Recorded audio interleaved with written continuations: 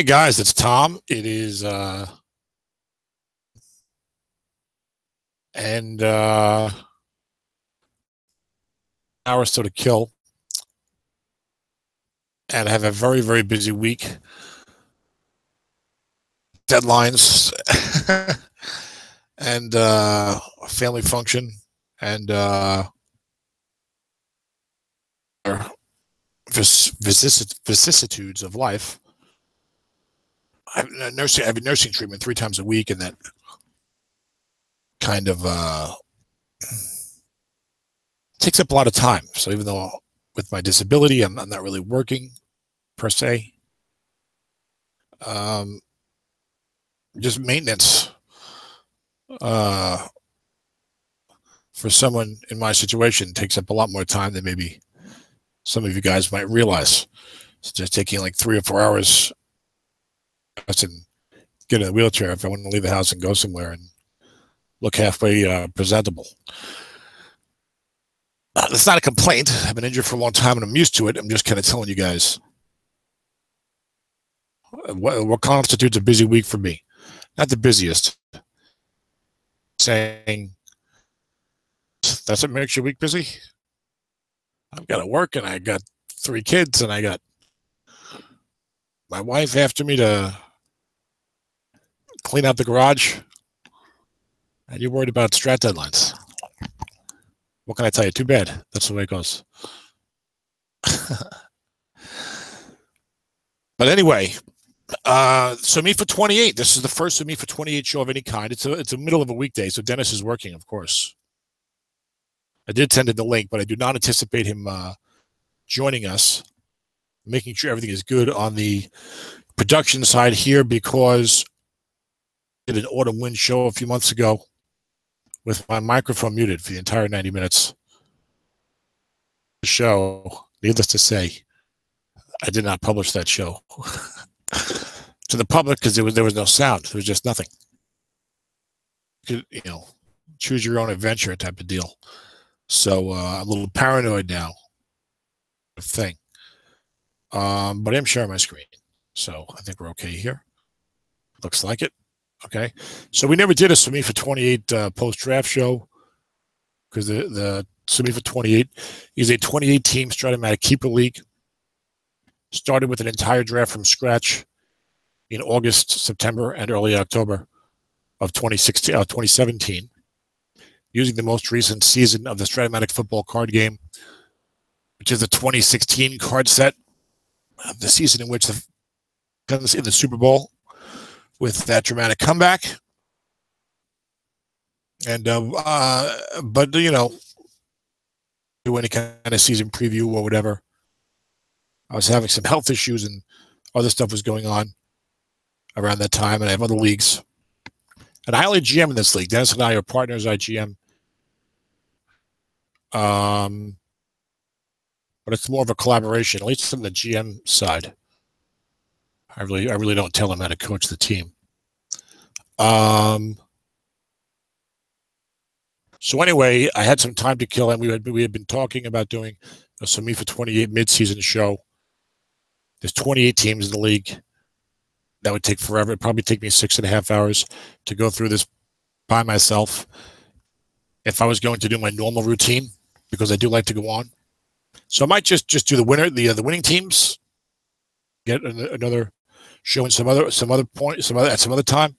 We'll see how it goes. I'm not that familiar with a lot of these teams. I mean, there's going, and the comments were made about certain teams going offense, defense for the future or for the now. But I don't remember. That was several months ago. Who was what? I know Nathan's got a really good team. But you know, there'll be a little bit of discussion of who's doing what. I do know all the coaches, certainly. Even some of the guys who are new to this, like Ryan Pace, Mike Rosas. You know, I certainly spoke with those guys and excuse me, certainly spoke with those guys trade or did trade or went back and forth. So everyone else knows me pretty well, I think. Joe the Hammer, I don't really know him. Guys who I know only because they joined this league starting up. Most of the other guys, pretty much before 25 guys out of 28, I've played with in other leagues or I've played with in other SOMIFA leagues. You know, there's the regular SOMIFA 24-team fall league. There's SSFA 24-team spring league. There's SOMIFA 24-team. I don't know what you call it. Late spring into summer at an accelerated pace league. And now there's SOMIFA 28, guys. We're interested in playing in a larger league than 24 teams. There was talk of expanding SOMIFA. We know Autumn Wind is out there with 30 teams. You know, they have their own way of doing things. They have particular rules. You know, dump off, even though it's a modern game. A governing body that kind of makes all the rules. But guys like the SOMIFA setup, guys, several of whom play in Autumn Wind, of course.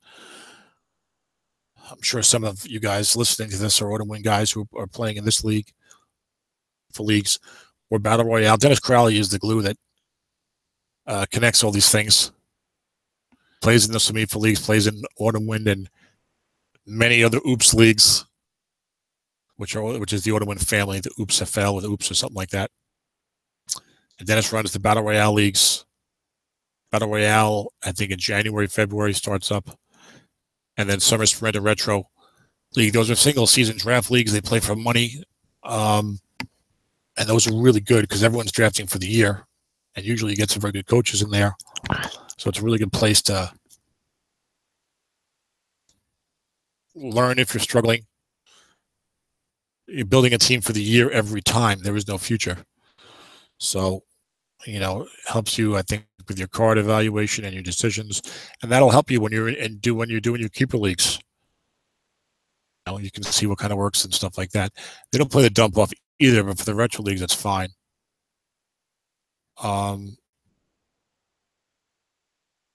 Feel like I mean, the dump off is the one rule that's kind of the big difference. The other ones, they make a difference, but the dump off is like a huge difference whether a league plays with it or without it. Anyone who's an old Strat-O-Matic football player, going back to the cards and dice, certainly didn't play with the dump off in the 80s and 90s.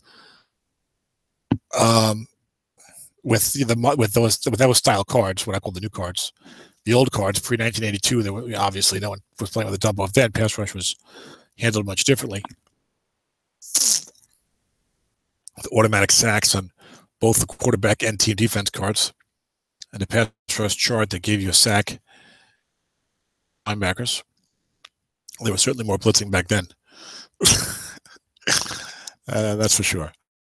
But regardless, we've got so many different rules. So everyone plays average defense. We play the dump off, play the white die 6. Token. Formation limitations really just of the nickel 3-3-5, which is generally considered overpowered. But most of you guys are SOMIFA guys, or you're playing in this league, so you know the rules. Into it and see what guys are doing. I don't have all the teams matched up to the names. I mean, certain guys, the guys in certain franchises make sense. Of course, I know Dennis has Seattle. Like Paul's got San Diego, which he usually does. Lawrence got the Niners, which he tends to take if he can. I know Butch is from Wisconsin. He's coaching Green Bay, but not everything matches up. Dan Thorauer, Arizona Cardinals. I know Dan from another league where he's Pittsburgh, so see what happens. So we got now I don't know what exactly the playoff structure is going to be, right? Because in Ed's leagues, and Ed is sort of a advisory position in this league, which I guess, you know, just to keep it in the SOMIFA family of leagues. But Dennis is really running the show so far, Dennis. So kudos to you. Clap, clap, clap. If we had those sound effects, we got to find a way to get those back. They definitely enhance the show when you're flying solo, as I am today. I think that probably anyone 9-7 or better is probably going to make the playoffs. or at least the mini playoffs. Think if there are too many teams, 9 and 7, depending on how the math works out. There's a mini playoffs in which teams get eliminated before they get into the regular playoffs. And there'll be a certain number of buys and this and that, and a certain number of wild cards. So if you get to 9 and 7, you'll at least make the mini playoffs, I believe. Not definitely. Some seasons I know there aren't. I'd have to look at the rules, and I'm not sure if Dennis has even looked at the application of them here. We're going to look into it, into the standings here. So there's a bunch of teams 6 and 2. There's several teams 5 and 3. One team 5 and 2. Denver and Indianapolis need to play the final game of quarter 2. What's the holdup there, guys? Play it ASAP. So we'll find out what the as soon as possible definition is for those two guys. You got several teams 4 and 4. You actually have 13 teams right now. I think I counted. So I've got double standings up here. You got 13 teams 5 and 3 or better. Starting with Detroit 7 and 1, and going down alphabetically to the Tennessee Titans 5 and 3. So 13 teams 5 and 3 or better in a 28-team league. If the season ended today, because it's supposed to be 16 games, but if the season ended today, all those teams would make the playoffs, and all these teams 4 and 4. You get 4 teams with 1 win, 3 teams 1 and 7, and a 4th team 1 and 6. So they'll be for draft position, etc. So we'll see what happens. Detroit Lions, I believe that is Mick Bouchon's team, and it is pronounced in some ways other than Balkan. It's either Buchan or Bouchon. We had an extremely lengthy email about it. Bouchon's the one that I can remember because it's unusual. There's a story behind that of one of Mick's, maybe his grandfather, someone passing himself off as French and not German because of the times. The unusual pronunciation. But Mick's got the Detroit Lions. Now, I don't know all the draft picks on all the teams and stuff like that. I brought up the inaugural draft, but I worked to go through this, of course. They took Matthew Stafford, number 9, as I say that, and then I start going through it. Number 9 into Josh Norman. In the 2nd round, there's a 6th, of course, took Jordan Hicks. In the 3rd, Melvin Ingram in the 4th. So some real good players here. I'm just trying to get my feet wet with the show, or maybe I'm being reluctant because there's so many teams. It's unwieldy, Dennis. I told Dennis, let's make it 2 conferences. I told him like a month ago. Make it 2 conferences. You play everyone in your own conference, and a few teams from the other side. And he's like, no, I want the SOMIFA way. Absolutely not. I says, don't wieldy, Dennis. I can't do a show with 28 teams. So far, he's unmoved. Maybe we could start a petition. I think it's allowed in this league. We're allowed to do whatever you want. This league, you can do whatever you want in this league regarding the discussion of rules, as long as you do it respectfully and not with a Gabbard-like 27 posts, 27 separate threads on the SOMIFA section of the draft forum. It's okay. Derek Carr was the 1st pick overall. A-Rod 2nd. Aaron Rodgers, you can't say A-Rod. The steroids, you can't even do that. Aaron Rodgers 2nd. Andrew Luck 3rd. That's going to hurt. That's Michael Reeves. That has to hurt. With Luck out for the year again. Wow, 2 of the top 8 picks out for the year. Sam Bradford. Wow. Personally, I don't think you should have drafted Sam Bradford number 8, but easy to say now, but that's how I felt at the time. We got Drew Brees. Team Crowley got Drew Brees number 15. Yay. He's doing well. Jimmy Garoppolo, number 26. By Lawrence. Was doing very surprisingly on the time now. It looks like it might be astute. Game. Should get over 100 attempts if he's healthy for the rest of the season. I mean, if he's not healthy the rest of the season, that'll be an issue. He already got injured, and it is only extended playing time with New England. So if he got injured again this year, I would start to worry about about Mr. Garoppolo's brittleness. I have him in SSFA as my backup quarterback with Derek Carr starting, and I have the number 3 pick overall. So maybe Jared Goff or Carson Wentz or Dak Prescott could also join the roster, or maybe make a trade. Someone wants to move up SSFA for a nice young quarterback. Things looking good over there for that team. 2-1 day. Maybe we should get to Detroit first. Detroit's 7-1, and they've only given up 120 points in 8 games. That's the best mark in the league. Only 15 points a game. Meanwhile, Mick is also 7-1 in SOMIFA, regular SOMIFA. So it's not the best mark in the league. Denver's good at 106, but they've played only 7 games. Relations. So actually, it's 15.1 for Denver. So Mick still gets it at 120 on a per game basis, with 15 a game. And I don't even know who has all these teams, so it's hard for me to look at the results over here and tell you whether or not he's beaten any good teams. So we'll see what happens, but I'll get the hang of it probably eventually. 2 conferences, Dennis. This is unwieldy. Anyway, he did beat the Rams. That's Nathan's club, 26-21. En route to a perfect first quarter. Green Bay 13-10. That's Butch. And beat some other teams. And I don't know how good or bad they are. So let me try this real quick. Dallas 6-2, KC 6-2, LA 6-2, Diego, San Fran 6-2, Seattle 6-2. Nice, Lawrence. You drafted Jimmy Garoppolo late first round, and you're 6-2. Denver 5-2, Green Bay 5-3, Pittsburgh 5-3, Tampa Bay 5-3, Tennessee 5-3. Maybe that'll help me as they go through here. So here, from those teams I mentioned, you see the LA 6-2, and Mick beat him. Green Bay 5-3, and that's where Mick got his loss. No other teams with winning records. So soft first half of the schedule. But it's only 8 games. We don't know much about these teams yet. We didn't do a season preview.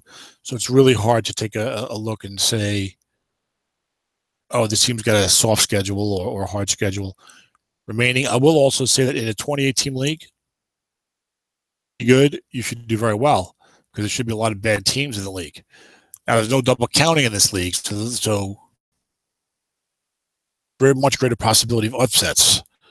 In order to win, which is double counting, a real good team is going to be at least good and good defensively, maybe good and excellent, and the bad team might be like poor and poor, average and poor.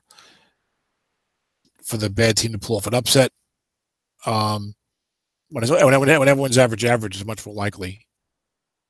On top of that, we play injuries because we play regular SOMIFA rules, play regular season injuries only, and those can play a role, of course. So let's take a look at Mick's team here. He scored 184 points in 8 games. That's not a huge number. The league's averaging about 20.5 points a game scored.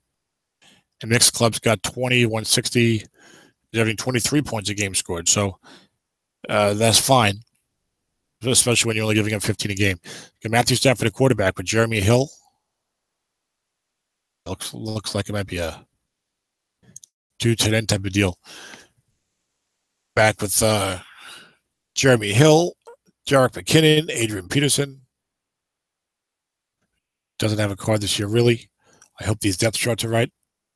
Write a hastily arranged letter to Dennis of complaint. You got Ted Ginn Jr., Demaryius Thomas, Jacob Tammy. So you can see the offense does not look that great, but again, 28-team league. And even the offensive line, all 4s, the left tackle 0 and a center 5. Let's look at the defense for this 3-4 unit. As Mick looked like Mick drafted Matthew Stafford and then went heavy on the defense, and you can see it here. He's 4-5-6 on the defensive line and goes 5-6-6-5 at linebacker. 2 6s against the pass in the look-in zone. League and the secondary. 5-6 at corner, 6-5 at safety. So 28-team league. This is an excellent defense. It probably wishes he had a little more pass rush, but the ratings are so good. It's not a surprise he's doing real well. And the offensive talent is probably also, so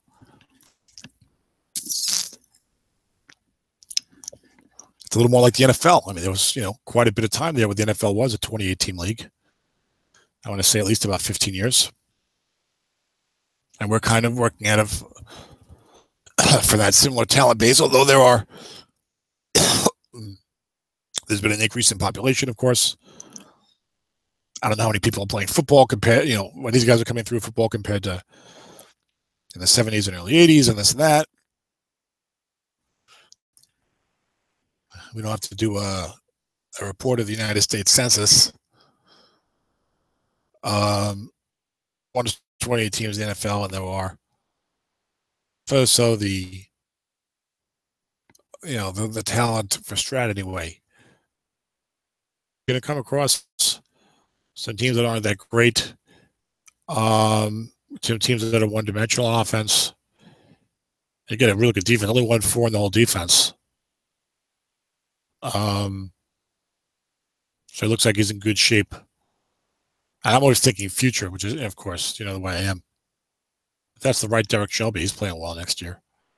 But I think Brandon Meebian's having a down year. Jordan Hicks got injured. DM Buchanan's playing hurt and not doing well. But the rest of these guys look pretty good. Darian Stewart's having a down season. But you can see why this team's doing well in this league. Just don't look too bad. I mean, not that great. The return game's kind of weak. Kicker is not strong. Chandler Catanzaro, although he's 2-6 out to the 43. That'll help you at the end of the half. Have some chance at some points. When you have extra range, like at least a 2-6 field goal attempt at the end of the half, makes it a lot easier. So this team's doing a good job, and it's harder to gauge in a 28-team league. I'm used to the 24-team leagues, and autumn winners double counting. Battle Royale, I mean, these are the leagues where I usually do shows. So this team looks pretty good. I see what's going on with the defense. It's real good. I don't think he's going to go 7-1 again. And I'm going to want to look at some of the clubs. We didn't do a season preview, but he's doing a great job to be 7-1. I would expect some drop off in the second half, maybe 2 or 3 losses, 13-3, which would still be a great season. Maybe 12-4, something like that. So far. Then the Dallas Cowboys, as the Strat file goes alphabetically, you've got, look at this, you've got 1, 2, and you've got 7 teams 6-2. So make it 7-1. There are 7 teams 6-2. So you got 8 teams 6-2 or better. The Broncos 5-2 with an outstanding game against the 1-6 Colts. So not to jinx Denver, but there's a good chance he's going to be 6-2. That's Kurt Retzlaff.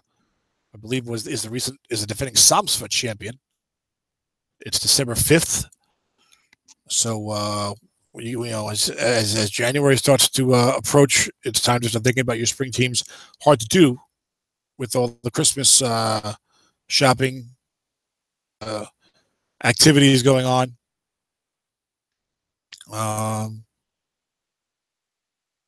Christmas, which I suspect is almost everyone. We do celebrate Christmas in my family. I'm not a very religious guy. I wasn't really raised religious, but we always celebrated Christmas anyway. The spirit of this season is great. I don't think you have to be religious or even Christian to appreciate the generosity of spirit around Christmas time and the sense of peace and love that's promoted. So, and of course, for people who are Christian, it's a big deal naturally. So, but I love the feeling of the season. I get a little stressed out buying gifts. It shouldn't be that way. It didn't used to be that way. I don't know why I get stressed out now, but that's why Thanksgiving's my favorite holiday. It's pretty much as good as Christmas, but without the stress of gifts. So Dallas is 6-2. A tie. That's what happens when you have a 28-team conference. Unwieldy, Dennis. Unwieldy. That's Joe the Hammer. Joe Hamrahi, who I believe we did definitely make a draft trade with. Don't have that in front of me. Did not involve any first-round picks. Maybe he's the one that I moved up in the 5th round. I had to have Artie Burns, Dennis would tell you. Let's see. We took Cameron Jordan early for Artie Burns. I think one of them the next round, and Dennis really wanted Brandon Graham, who was also high on my list.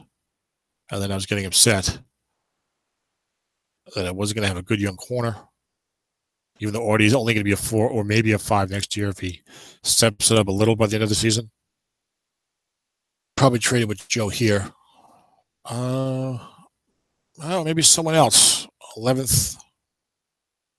So the 12th position. That's not, I don't think, our normal position. I know we traded up to get Artie Burns. Looks like it was with Pittsburgh. Ended up with Bud Dupree. We traded with Joe Hamrahi somewhere around here. I just don't know where. Maybe we can look at it. It's killing me, actually. It's killing me not to know. And then I know we were trading out for draft picks. What did we change spots with Ron in the 8th round? Did we trade away our 8th round pick to Pittsburgh? Interesting. Okay. But Joe drafted Matt Ryan, number 6. He's having another very good statistical year this year. It's tough to get a quarterback once you started getting into the teens in the draft, or to get a good one. So no surprise that they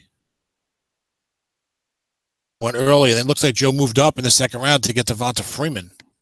So he's got the Falcon connection with Matt Ryan and Devonta Freeman. And Freeman's got an interesting card. Olivia Vernon in the 3rd round, and Gerald McCoy in the 4th round. So some good players coming the Cowboys' way. Let's see. He's got a win. Let's see, 31-9 over Philly. Beat the Giants in a close one. Beat Minnesota by 1 point. Beat the Rams. Nathan started 2-2 with an excellent club. 26-23. That's a quality win for Joe. Lost by 1 point to Jacksonville. 4-4 team. Field goal. That's a pretty good team. Lost to Denver, 24-16, but the Broncos are 5-2, and beat Cincinnati. I think it's Dave Gabbert. The second half schedule doesn't look too tough remaining. 4th quarter, maybe. He's got San Francisco. That's Lawrence at 6-2. He's got so the schedule doesn't look too tough remaining from what I see so far. This team's got Matt Ryan with a great card. You got Devonta Freeman, who's got a pretty good linebacker off tackle wrong card, and run is kind of boom or bust. The offensive line is real nice, though. You have 3 7s. You got 4 7s with a left guard 4-4. You got a center 6, and everyone else is a 5 except for the left guard 4. So that's going to help your running game. He's also got Jalen Richards, so he can run it and he can pass it, certainly with Matt Ryan. The dump off's going to help him. He's got decent receiving targets with Michael Crabtree, Willie Snead, Dennis Pitta, and Colby Fleener. Badge that we're talking about for the year, not talking about for the long term. And defensively, I wonder if Joe traded away his 1, because this team looks really good for the year. Defensively, in a 28-team league, again, prefacing all comments with that, he goes 6'6", 4'5" on the defensive line, 4'4" at linebacker, so on a 4-3, that's going to leave you vulnerable to the flat pass. And he goes 5'4" at corner, 5'5" at safety. So I'm assuming he's doing a lot of double teaming with Cam Chancellor on the split end to help Dre Kirkpatrick, which makes it harder to flood the flat, but he's got some pass rush there, and the offense is good. So an interesting team. I like this team for a 28-team league. It looks real good, and they can certainly be in the mix at the end of the year. Kansas City, who is coaching the Chiefs here in SOMIFA 28. It's Dale Van Deven. Even Steven Deven. The DVD, that's right, Captain Blu-ray is what I'm supposed to call him. A DVD. I believe Dale was a principal. Now look at this. He's 6-2. He's only outscoring the opponent by 1 point, 152 to 151. He started out 2-2. He got the doors blown off. So you're 6-2, and you're only +1 in point differential. You probably lost a couple of blowouts, and you probably won a bunch of close games. Let's see what the results show. Lost 38-3 to Nathan, and 23-3 to Denver. I need who is this? It's Kurt, right? To Kurt Retzlaff with Denver. And then he won 21-16 over Jacksonville, 4-4 club, 13-6 over Butch's Green Bay Packers, 21-14 over the Bengals, 34-17 over Carolina, 3-5 team. Won by 10 against Zeb Strong's Baltimore Colts, who are future-oriented, 1-7. Do badly, but he went future, I think, with this team. Very late in the first round, and didn't think he was going to get the type of quarterback to make things happen. You know, Zeb has never had a losing season in regular season for like 11 straight years. The losing season, and then maybe he'll have he'll have a couple of 8-8s in there. Then he'll have maybe all non-losing seasons after that. That could be. Back to the Chiefs, and they beat Washington 23-13. So some nice solid wins there, with the 2 blowouts mixed in. And they've got Dale likes to run the 3 wide a lot in regular SOMIFA. Probably does it here. I see Jeremy Maclin as his 3rd receiver. I don't think he's doing much in the NFL this year. You got Tyrod Taylor. Is not having a really too good of a year in the NFL. Down.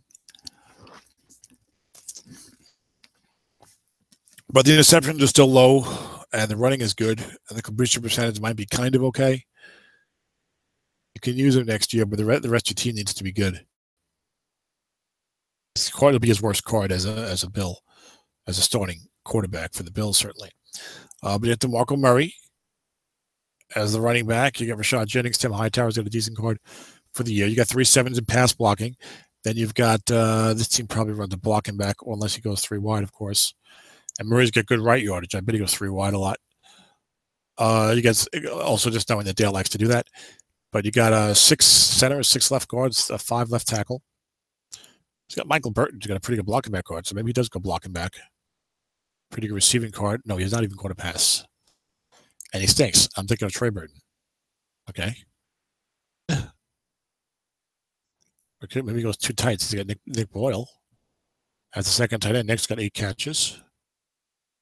Jeremy Maclin, the 3rd receiver. Yeah, so probably goes at least 3 wide. Cody Core has only 4 catches. So he probably goes 3 wide more often than not. Throws a lot of short passes, gets the dump offs where Taylor is good, gets the most runs, which help with Taylor. Does some runs with DeMarco Murray, who's pretty good, gets right. So you got Maclin, Julian Edelman. See, I wonder if these depth charts are right. Why is Cody Core listed as the 3rd receiver? Maybe he's better than Hamlin. The other guy, I doubt it. Maybe it's an injury situation. No, Antonio Brown, the other guy, is the other guy. Pretty sure Antonio Brown is better than Cody Core. So maybe this is because of an injury. Sometimes these depth charts get a little messed up. Maybe it's this version. I don't know. I may need to post on that, Dennis. Make a note. Which you aren't because you're working. But I mean, if you are eventually listening. Sometimes Michael Reeves sees my live or whatever, and he'll listen live. I have no way of knowing if he's listening live. Although he texts me in the shows. He just moved into a new house, so. Kansas City, here we come. Here I come, I think it is. I think it's a B.B. King song.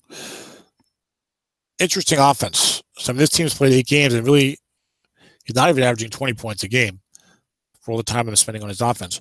But Antonio Brown, Jeremy Maclin, Julian Edelman, Julius Thomas, Tyrod Taylor, so they can do some things in the passing game. If you're averaging under 20 points a game, and you have these weapons, look at this blocking: a center, left guard, left tackle. Even the 2nd tight end's a 5. At that 3 wide, I know I would. Go 2 tight ends. Why do you 3 wide? Go 2 tight end, 2 receiver, 1 running back. Ball with strength up the middle or behind your left side. You're going to get more wrong calls in the passing game, which is going to help Antonio Brown, certainly, and your other receivers who are pretty good. And short pass every single time you want to throw a pass. So if he's going 3 wide, I would recommend switching it up to a 2 tight end, 2 wide, 1 running back, which is my preferred formation in the modern game. Mostly because blocking backs can't catch very well. Pretty easy to find a second tight end that can catch a little bit. Although 28-team league, we'll see.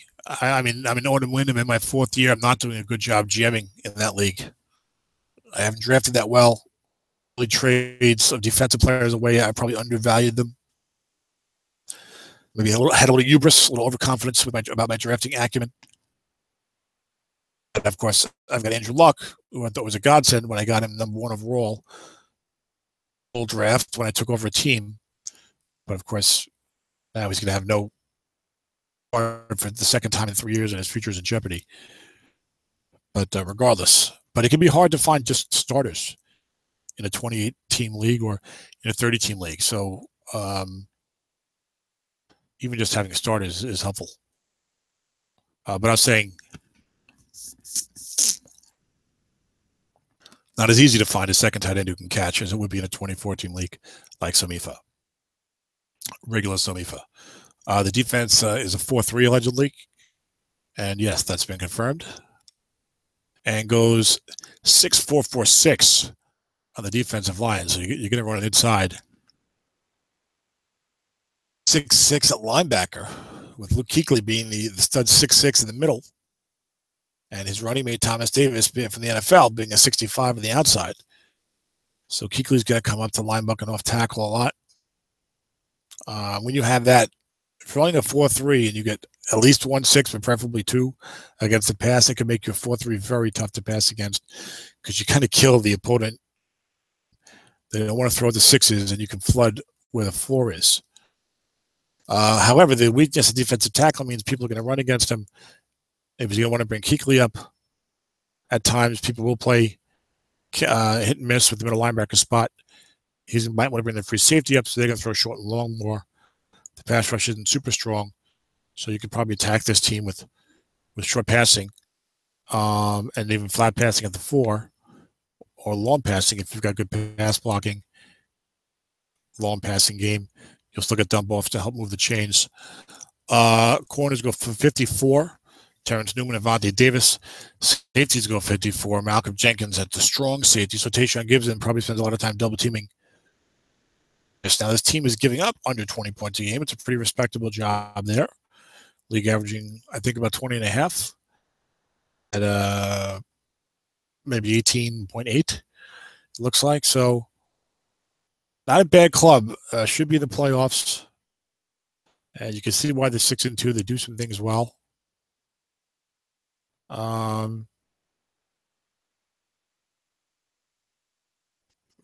Special teams, not bad. At least don't be bad, especially a large 28-team league.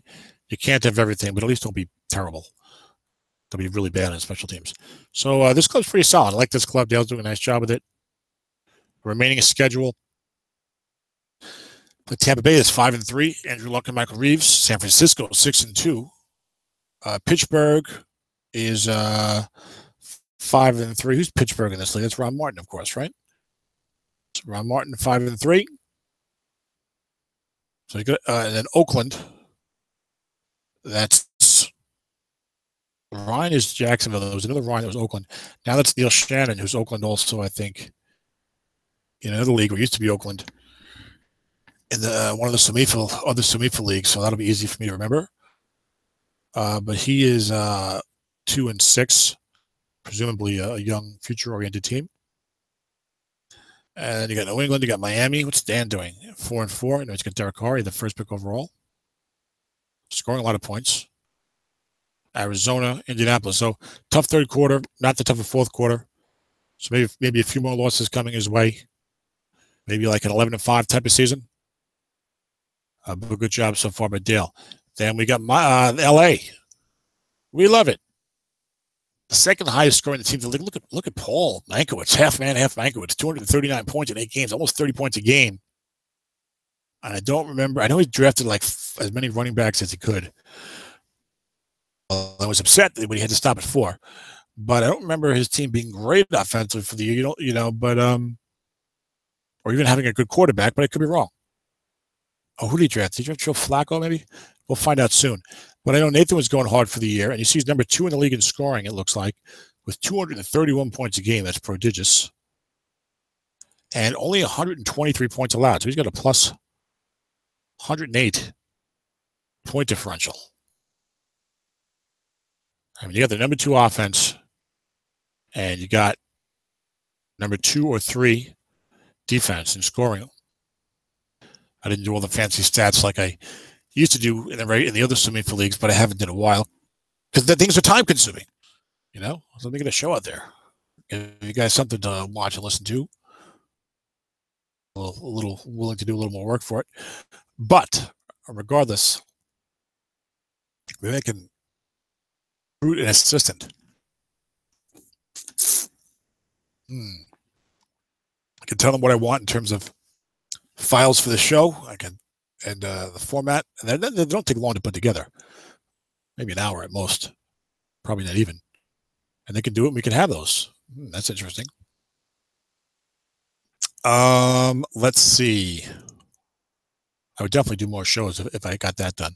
Share the workload, as it were. But I know Nathan's got a real good team. I know he went gung-ho for the year. And Nathan made the Super Bowl in order to win with like a, face it, even by his own admission, kind of a lousy team. With Case Keenum, not the new and improved Case Keenum. With Case Keenum, the old and distressingly bad Case Keenum. Got a very good win team. He's undefeated. And he's got an offensively explosive team in SOMIFA. I mean, Nathan knows what he's doing. We all know that. He might be on the cusp. He's got a couple of teams in the franchises now. Super Bowl appearances, and at least one championship. And Nathan would probably say hopefully more. But he knows how tough they are to get. But he's got his foot on the gas pedal. And this team, I think, is built to win now. They got Dak Prescott, number 7 overall. Not that he's an old player, of course. He's got a great rookie card. The next year's card, we'll see. Then you got Odell Beckham, Rob Gronkowski. He loves his good receiving targets. Lamar Miller's got a good card. So right away, you can see where the offense is coming from on this team. And, this coaching, this rule set makes it easier on the offense, I think. So when you have good offensive personnel and you're a good coach like Nathan, the sky is the limit. And let's take a look at that personnel. He may have been the team that we would have picked to win the Super Bowl season preview show.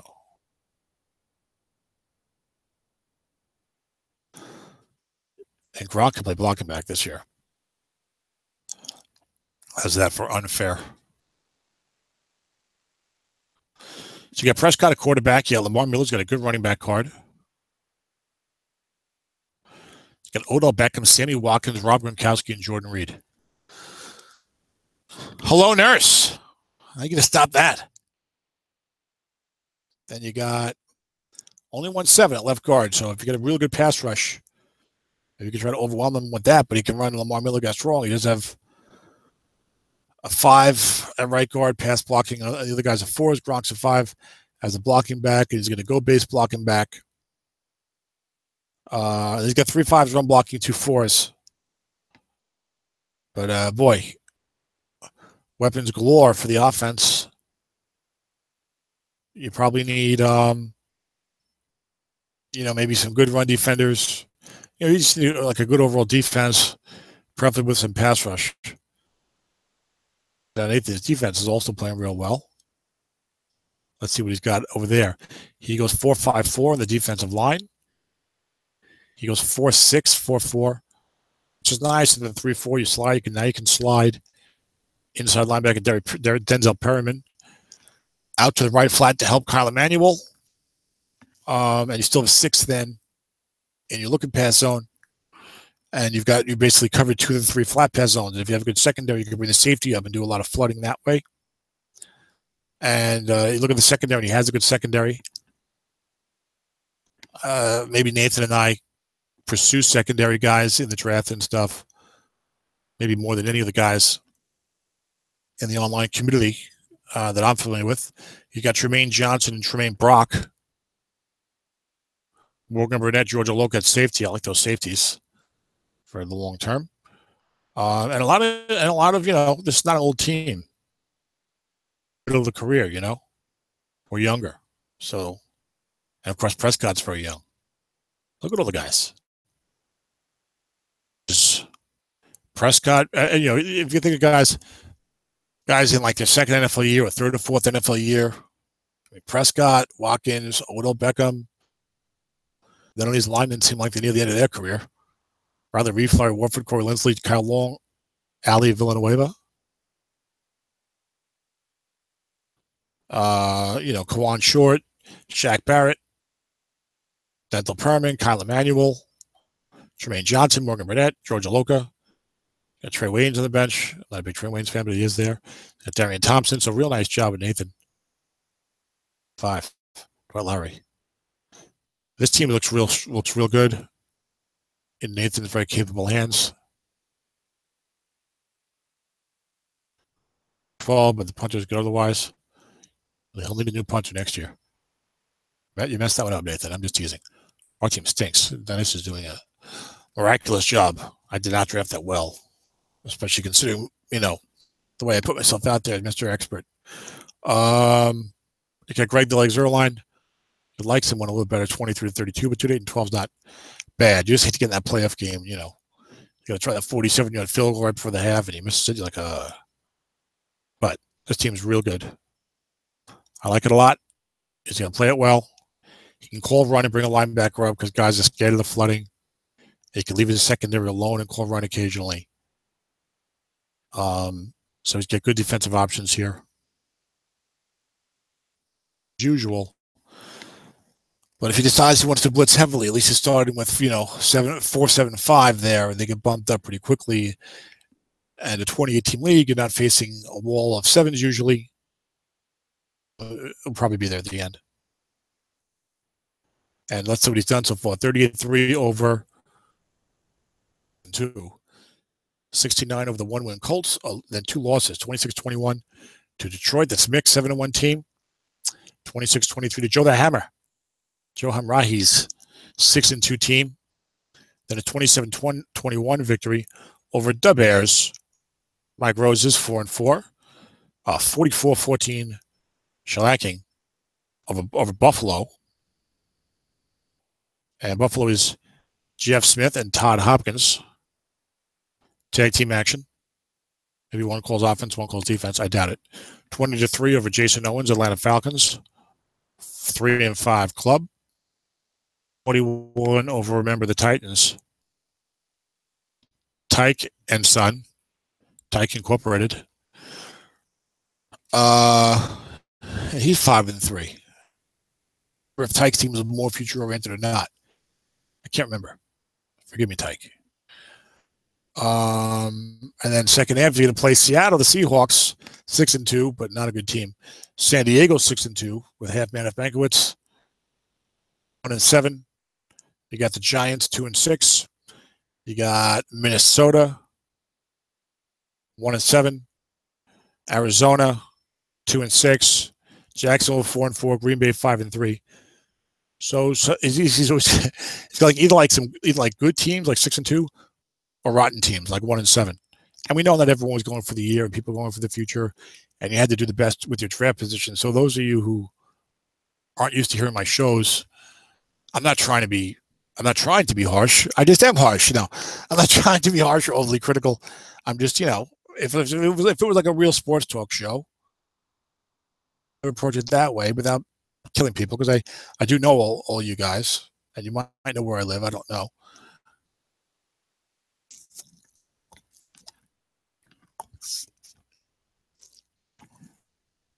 But I think you guys, from what I've been told, they like the straight talk, as they would say, and the honest opinion. Not trying to sugarcoat too much, but also trying to be a little sensitive. Believe me, everyone who's been around for a couple of years knows I have my bad rebuilding teams. And when they are bad, they are bad. I went 0-16 in SSFA, the first team in the history of the SOMIFA family of leagues, and I believe still the only team in the history of the SOMIFA family leagues, which now totals probably about 35 seasons, winless. So I pat myself in the back for that. But that team's in good shape. They're not going to be going winless this year. I'll tell you that much. New England Patriots, another impressive point differential. Looks like about 64. Oh, but I didn't even mention Nathan's record, but that team probably 12-4, 13-3, 1 seed. It'll be up there, 1-2 seed, and a very strong-looking team. Very, very possible contender. They are a Super Bowl contender, and they might be the favorite to win the championship. Let me look at some of these other clubs. Then you got Bradley Miller, the New England Patriots. I think he's got Tom Brady. Tom, it's probably a horrible accent. Not too bad. It's my show. Dennis isn't here to save you. All you get is me droning on endlessly. So this club's got Tom Brady. That was his first-round pick. It was interesting. Dennis and I traded up. I was terrified about the that we would be left with if we stayed at number 19. That we could have drafted Brady if we wanted to. Drew Brees is about a year and a half to 2 years younger than Brady. Both talking about playing into their mid-40s. They both might do it. And if they both do, and they both do well, hey, Brees gives you an extra year and a half, 2 years. And then Brad took, we traded up with Brad, I believe. Yeah, and then he took Brady number 19. So, and I don't think we gave up a fortune to move up either. So, oh boy, I'd like to start your 2018 league with Tom Brady and Spencer Ware for the first year. This team's got 219 points. No slouches themselves. That's going to be a tough offense to stop. And look at the offensive line and the receivers. So this team is very good on offense. You got Tom Brady and Spencer Ware with Jacquizz Rodgers and Chris Thompson on the bench. Hello. 4 sevens. There's your wall of sevens. One of the other guys had 3. There's you got 4 sevens. And then they're all 5s and 6s, except for the center 4 is Cody Whitehair, a good young player. Although his pass blocking this year is down. But they got Marvin Jones and Adam Thielen at receiver. Jason Witten, tight end. Mike Tobin blocking back. Lee Miller. And let's see what the defense looks like. 3-4 goes. See, yeah. Looks like everyone did a good job except me, Dennis. Dennis wanted me to be his general manager. Maybe he messed up there. Maybe he should have done it himself. I'm sure the team would be much better for the year, even though we are 6-2. He's doing a great job with that, though. And we'll get to them eventually. Defensive goes 5-5-6 for the defensive line, 4-5-4 for linebacker, corner 6s, which I'm always big on, although one of them is Brent Grimes, who's about to fall off a cliff, age-wise and performance-wise. Tavon Wilson, strong safety 4, Jaleel, live and let it die. So a pretty nice-looking defense. This is a strong team. Against the pass, the linebackers are only 4-5-4-4, but he plays a 3-4 with good run defense. It's not as big of a problem. And he's got corner 6s, so we can bring that free safety up to flood if he wishes, or double the tight end. So this team's given up only 156 points in 8 games. I like this team a lot so far. Really a lot. Might be the best team I've seen so far for the year. We're talking for the year, not long term. You've got a punt returner touchdown. It's nice to see. Kicker looks pretty good. He can't make it from beyond the 32, but he's 2-10 or better otherwise. Although he's only 2-9 and 12 with the extra point. I'm going to do yourself a favor and go full house and go for it, because you'll be and go for 2 after a lot of touchdowns, particularly early in the game.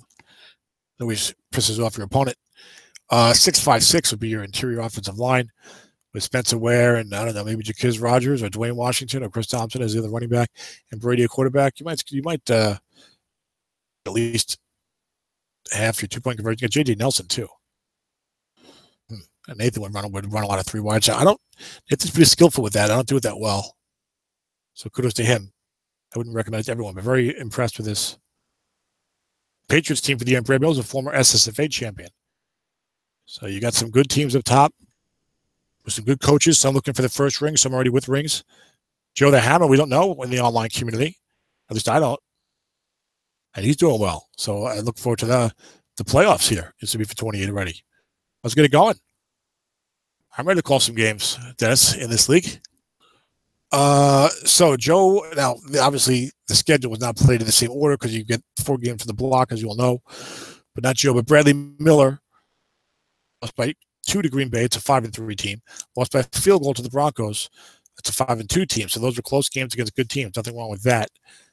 Let's see where he racked at the wins. Over Cincinnati, that's a 2-6 team. Dave Gabbert, future-oriented. 17. Who's Carolina again? Is Jody Carolina? No, Tony. Carolina, okay. 3-5 club. 21-14 over Baltimore. That's Zeb. 28-20 over Washington. 21-17 over Michael Reeves Club, which is the 5-3 team. And a big 35-20 victory over the Niners, who are 6-2. So 2-2 against the 5-3 or better teams, which is a solid performance. And getting better because he was only 2-2 the first quarter of the season. What's he got the rest of the way? Pittsburgh, 5-3. Oakland, I think, is struggling, 2-6. Arizona.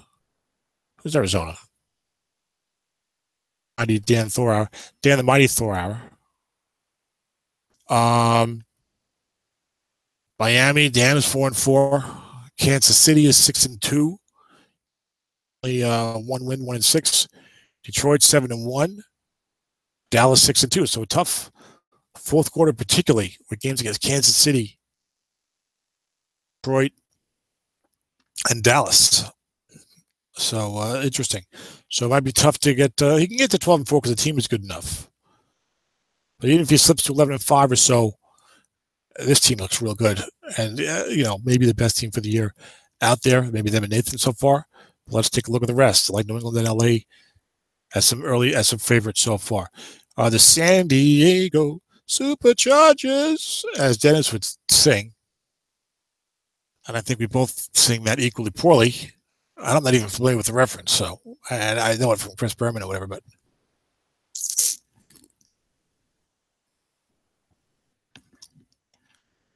well, after the show, Chargers 239 points of offense, 153 points of defense,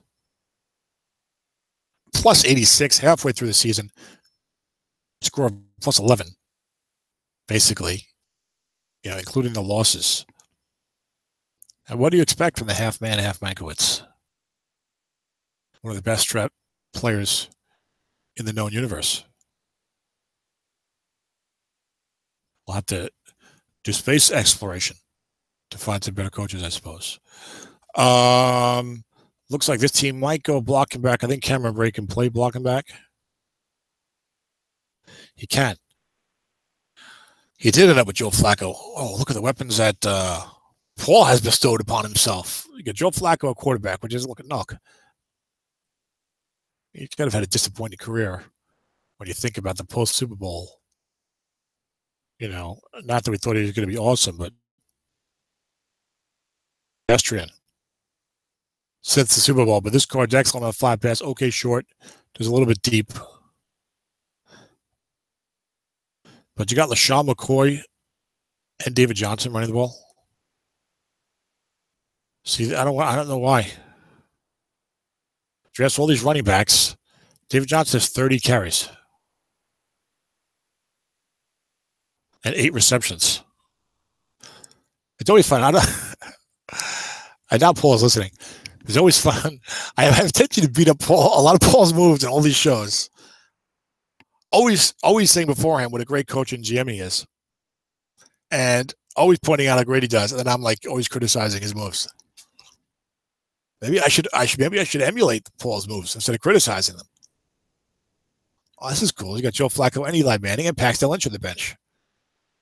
Well, they can't be. They're averaging only under 20 points a game. Paul's an excellent coach. But it's only Flacco, a quarterback. Got Melvin Gordon, Tyreek Hill.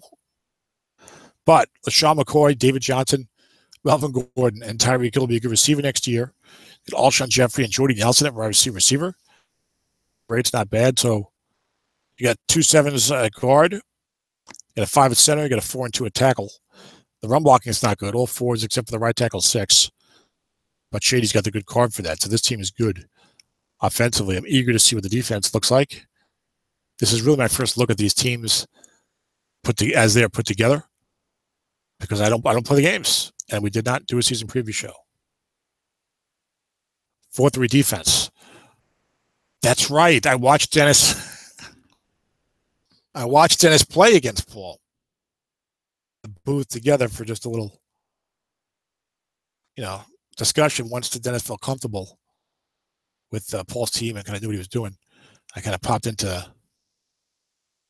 I stopped just watching the game and set up a hangout for Dennis and I. Some things as we were going. Yeah, so this defense is not good. Actually, is all 0s and 4s. 0-4-4-4 on the defensive line, 4-4-4 at linebacker, but with very good pass rush for a large league. Goes 11-5-7-8 on the front 4, and he's got the left outside 12-8 asterisk. And the secondary is 4-4-4-0.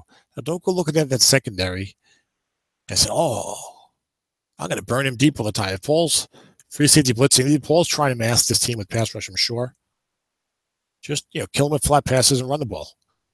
Why Paul's like, why are you giving him advice? I don't know. I look at a team, I start breaking it down. I just can't help it. Need to West Coast this team. Make him defend the flats so he can't be teeing off on you with free safety blitz. And that'll open up some shots for you, short passing and long passing. Nothing wrong with throwing short passes against all these 4s. You don't have to feel like, I'm going to hit the big bomb all the time. You do whatever you want against this defense. So he's getting under 20 points a game, folks, with all 0s and 4s and a good pass rush, but not dominating. That's a stop. So you guys need to coach better on offense and laying down the law. That's all there is to it. And let's see, special teams. Bad opponent punt returns, 13-12 long gain. Excellent punt returner with Tyreek Hill, so that's offset. Cordell Patterson, although the kick returning not as important now because the touchbacks come out to the 25 and so many kicks go 8 or 9 yards deep. Sam Coke, one of the best punters in the NFL. Only a rare down year for the up coverage with him. I have him in another league. An excellent field goal kicking from Will Lutz. 2-6 out to the 40. And hits his extra points. So the offense, great. The defense, Paul's doing it with mirrors. Let's look at the ledger, who he has beaten and who he has lost to and that type of thing. 34-21 over the Bears, 4-4. 7 over Buffalo. Who was Buffalo? I said that before. That's Jeff Smith / Todd, I think, Hopkins. So he's Jeff Smithkins. The Smithkins team. Jeff Smithkins, who knows? 33-7. That team is in the middle of the pack, it looks like. Why can't I find Buffalo? Have they been thrown out of the league? No, they are. 4-4. 4-4, okay. So good victory again there for Paul. 20-3 over Jason Owens. 42-21 over Tyke. I can't wait to see Tyke's team. They've shown up prominently in some of these results. 4-0 for Paul, but only a 2-2 second quarter as he lost to Seattle 31-29. It was an offensive game. Our defense isn't really good either. Excellent job by Dennis to get that W. Arizona. That's Dan Thorauer. He's 2-6. Beat Philly by a point, 34-33. Philly's 1-7. Philly in other leagues. We don't let him be the Oregon Ducks, so. That's Joe Daly. Okay. Jeff Bevy is the Viking Skull. Okay. And 27-13 over the G-Men, who were 2-6. That's Jersey Joe Golden. And the rest of the tremendous job by Paul. Come on. I know he has the offense, but that defense is giving up about 20 points a game in a 2018 league with that defense. And he's 6-2. That's a tremendous job. I mean, what can you say about Paul that hasn't been said already? Second half of the season plays Minnesota. That's the aforementioned Jeff Bevier, 1-7. Plays LA. That's Nathan, 6-2. Jesus, Nathan's offense against that defense. Oh my God. Jacksonville, 4-4. Green Bay, 5-3. To Cincy on the loss side, I think 2-6. Yes. Carolina 3-5, and Baltimore 1-7. So we got some tough games upcoming in the third quarter, and Denver the fourth, but a lot of soft games also. So maybe an 11-5 type of finish because of Paul's coaching, not a team you necessarily want to face in the postseason, especially with that offense. But that defense, you should be able to do whatever you want against that defense. Just start out West Coasting, flat passing, running, short passing. Don't let them blitz you willy-nilly. So, even though he did it to me in SOMIFA, but that defense is different. And my team is different. So anyway, great job by Paul so far. Lawrence, 6-2. 3, something to that effect. And Lawrence took Jimmy Garoppolo with his late 1, Jordan Howard his early 2. That pick has turned out to be good as Howard's having a very good season. A decent running back cards next year, it looks like. Looks like Lawrence traded down or out of the third round. 1, 2. No, he was just picking late. Okay. Brandon Cooks in the third. That's a nice pick. Carlos Hyde.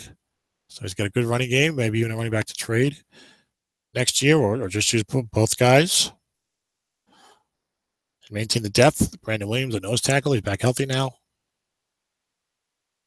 Logan Ryan, the quarterback. Nice job by Lawrence. So once again, did I say everyone does a good job? Everyone's doing a good job drafting, but you may have hired the wrong GM. I have to rethink that next time. So plus 63 for Lawrence. Probably won't go too much further because I was hoping for just like a 1 hour type of quick thing and my first show in a while. So I might do this in stages. Part 2. Part 2 may have to wait a few days. So this team probably goes blocking back with Kyle Juszczyk.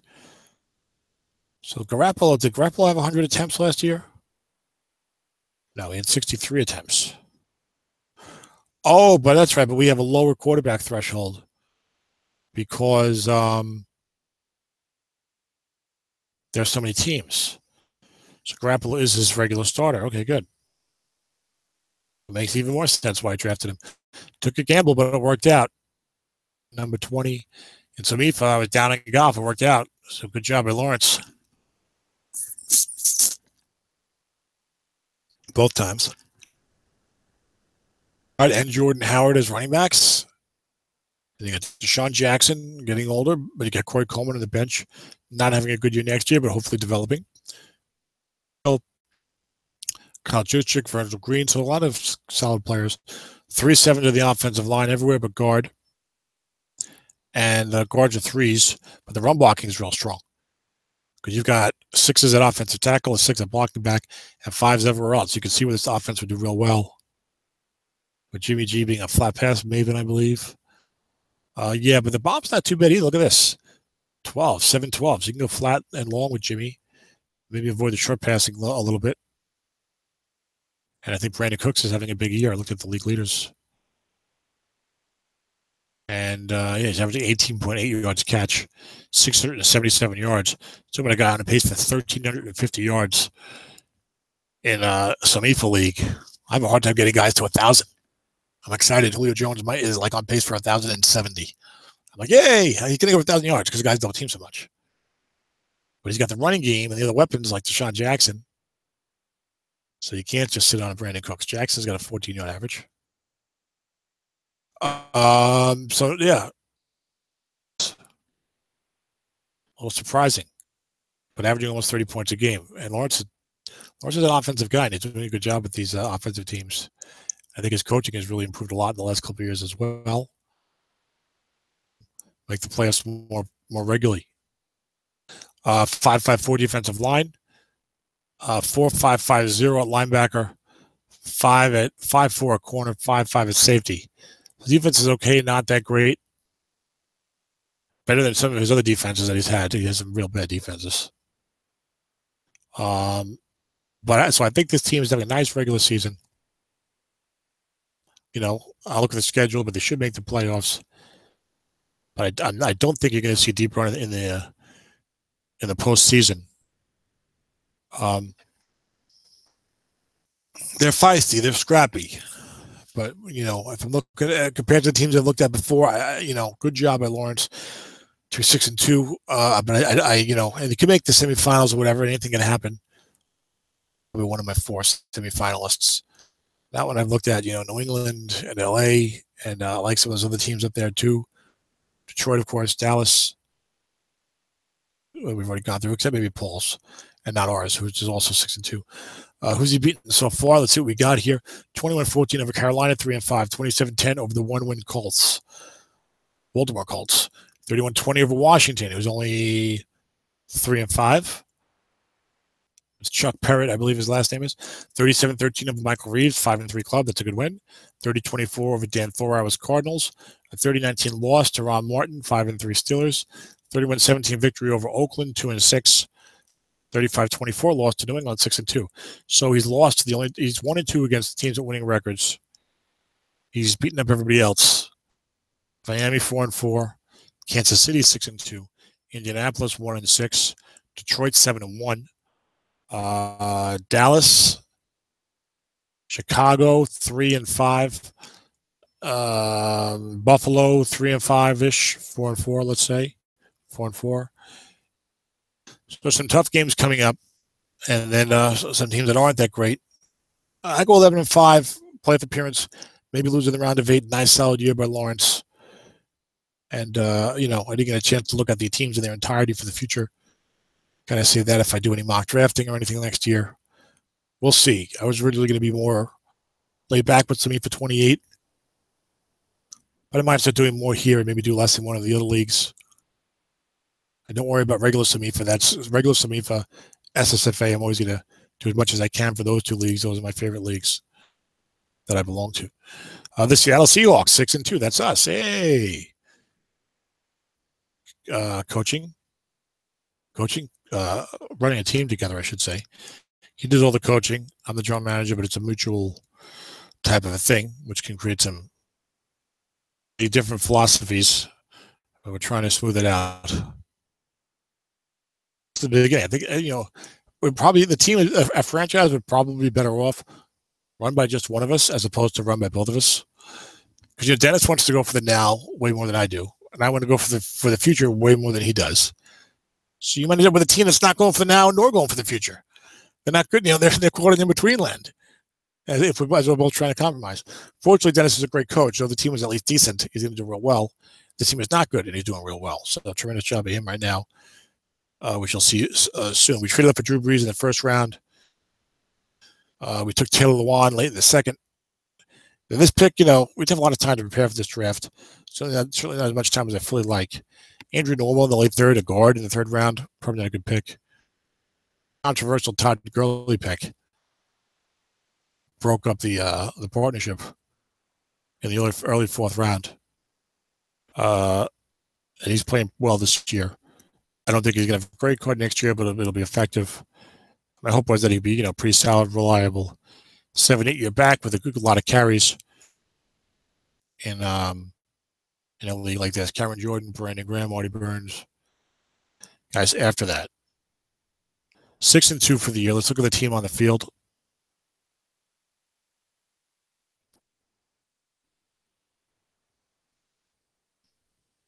We go 2 tight end because we have 2 good tight ends. That's how that works. Zach Ertz and Kyle Rudolph. Randolph. Maybe because I said Zach Ertz is a Zach Randolph. I think he's a basketball player. I think he was on the Knicks at one time. He's a big man. Power forward type. Old school power forward, not a stretch 4, as they say. So you got Drew Brees at quarterback. You got the Zenerator. You got C.J. Anderson, Zach Zenner. And Todd Gurley does not have a good rookie card. Just been the other 2. As the running backs, Kenny Britt, Malcolm Mitchell. Not a good card. And I think out for the year pretty much next year. We have horrible receivers next year. As your starting receivers, you get 2 6-7s on the left side of the line. You get 4s elsewhere. You get 2 7s in pass blocking, but a 3, a 2, and a 0 otherwise. Maybe that 0-2 plays sometimes. Eric Kush. I talked to Dennis about that. Make sure he gets in the game. Or maybe even starts. Drew Brees, of course, makes it all go. So the offense can do a little, but Dennis is averaging the game. It's a very nice job. Kenny Britt's got a very good card, actually. So the defense, 6-4-6 side, and this is the line. I didn't do a lot of favors here in the short yardage defense. And the linebackers are all 4s against the pass, and they're all 0s against the run. I don't think I've seen that. I'm not sure I'm seeing it now, but it is there. And the secondary has got a 5 at safety, Ricardo Allen, and the rest are 4s. And there's a little bit of pass rush from defensive end, but not much else. And even the names don't look that exciting. But Dennis has done a tremendous job with his team. Dare I say, a lot of other hands, I don't think this would even be a 500 team. And they're 6-2. So this is good. I'm not patting myself in the back. I'm patting Dennis on the back, and he's not here. So people can't accuse me of self-congratulations. It was good. You better be. We drafted a little early. Turn game not that great, but we have a guy. Kicker not that great this year, but I think he's pretty good next year. It's a miracle that Dennis has got this team. Kidding me? And looking for more. Nobody wants to face Dennis in the playoffs, even with a BS kind of team. What do we got the rest of the way here, Mr. Crowley? We got, what have we done so far? The 2 losses were both in the first quarter of the season. 31-20 to Buffalo, who's 4-4. 24-20 to Tennessee, that's Tyke and son, Tyke and Nicholas, who's 5-3. Beat Atlanta, 28-14, that's a 3-5 team. Beat Arizona, 2-6 team, 27-13. As Dennis has scored 24 points and won every single game. Very consistent. No, he only scored 20 points in one of the losses. Okay. So all but one, he's got 20 points in one every game, and at least 24 in 7 of the 8. That's excellent. For it's very consistent for this team. Second block of games, the offense isn't bad. Behind, it's of the 6-2 teams. Battle with bad defenses with good coaches who are veterans. 32-28 over Philly, who only has one game won so far. The Giants, who are 2-6, and 28-17 in 1-point victory over Minnesota, who's 1-7. So we're barely beating all of these teams that are not very good, except for Paul. So the roof might be ready to cave in. Let's see what happens here. You got LA 6-2. That's Nathan's club. That's going to be a tough one. Jacksonville 4-4. Green Bay 5-3. Denver 5-2. Very tough third quarter. Then you got Cincinnati 2-6. Carolina 3-5. Baltimore 1-7. And Washington 3-5. So pretty weak fourth quarter. So I don't know. Maybe Dennis only wins one game this quarter. But, based upon the record now and the schedule, they could easily go 10-6 or 11-5. Quite frankly, anything, a 9-7 is a good year by him. It was crazy. So go Seahawks. I hate saying that. Can we move to New York? I don't know if Dennis wants that. Might get you more engaged, Dennis. Sneak your way around it. The Seattle Sea Jets. So that team, I think Dennis will get them to about 10-6, 11-5, probably 10-6. Because we've been living on borrowed time with some of these close victories to teams that aren't that good. Denver, 5-2. Kurt Retzlaff won a championship 7 or 8 months ago, and I think SOMIFA. And I think already has an SSFA championship. Or maybe he won the SSFA championship again. I don't remember. That might be it. He might have won SSFA and Ed won SOMIFA. Doesn't Jay always win SSFA? Or he had 2 in a row. I don't remember. I can look it up. I got to look it up, and I probably should, but let's keep going with the show. I think we'll do the rest of the teams above 500, and we'll get the rest of the teams some other time. Sorry for that, but like I said, I have a busy week. He's here in about 20 minutes. So Kurt's 5-2. I don't know anything about this team, except that the 5-2. He drafted 4th overall. You got Kirk Cousins in the first round, Mark Ingram in the second round. That's working out nicely as Ingram's having a good year down in New Orleans for the research of the Saints. Very good Thursday night football game this week. Falcons Saints. You don't always get a good Thursday night football game. You often get a bad one. I think it's 2 weeks in a row or 3 weeks in a row. You have a pretty good game, but New Orleans, Atlanta, a couple of nights from now in Georgia. Otherwise, they fall to 7-6. Very competitive race for the last NFC wild card. What do we got here? You got Patrick DeMarco, Jermaine Gresham, so probably a blocking back offense. Quarterback, you got Mark Ingram and Kenneth Dixon's got a good card. At running back, probably being underutilized. Carries. Well, Ingram's good. You get Cousins too, so. Okay. T.Y. Hilton and Devontae Adams at receiver. Tyler Eifert, the tight end. DeMarco's a 6'5" blocking back. You got all 5s in the offensive line except for the right tackle, 0. You got a 7 pass block at left tackle, 3 5s, and a 4 at right guard. So the offense looks very, very good. Should be good next year as well. 4-3 defense goes 4-6, 4-5. They goes 5-6-6 at linebacker with a rack of 66 at right outside. Corners 4-5, safety 5-4. So interesting. You want to run at this 4-3 defense. Hot pass is not going to be easy for you to do. And you can see why he's given up only 106 points in 7 games. And Kurt's a very good coach. Also, SOMIFA League championships now. He lost in the first quarter to Miami. That's Dan Moore in 21-13. He also lost in the second quarter to Detroit, rather. That's 7-1 Mick Bouchon, 25-22. And then victories by a field goal over Oakland, by a field goal over New England, 2017. That's a 6-2 club. 23-3 over the 6-2 Chiefs. So it's been a bit of a tough schedule so far for Kurt, but he's been up to the task. And a 24-16 victory over the Cowboys. He's over the 7-1 Lions, 6-2 Dallas, 6-2 Kansas City. He's only played 7 games. I mean, that's 3 of his wins right there. New England 6-2. But 6-2 teams are better. So he's letting everybody, putting everyone on notice. He overlooked. And they have Indianapolis remaining, a 1-6 club that has scored only 87 points in 7 games. Some of these teams that are going for the future,